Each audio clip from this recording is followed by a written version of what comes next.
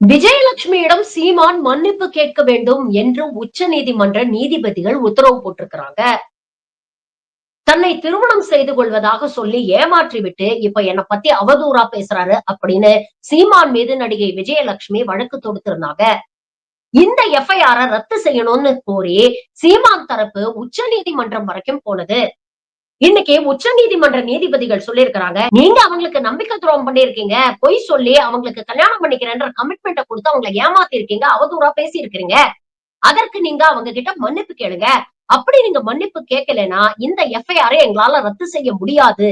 அப்படின்னு சொல்லி வழக்க 24ஆம் தேதிக்கு தள்ளி வச்சிருக்கிறாங்க. இதுல பிரச்சனை என்ன அப்படிங்கறத பாத்தீங்கன்னா, சீமான் மன்னிப்பு கேட்கலன்னா, இந்த எஃப்ஐஆர கோர்ட் ரத்து செய்யாது. அப்போ வழக்கு விசாரணை மேலும் தொடரும். பல உண்மைகள் வெளியில வரும். அப்படி சீமான் விஜயலட்சுமி கிட்ட மன்னிப்பு கேட்டுட்டாருன்னா, அப்போ விஜயலட்சுமி சொன்னதெல்லாம் உண்மை அப்படிங்கறது இந்த உலகத்துக்கே அம்பலப்பட்டு விடும்.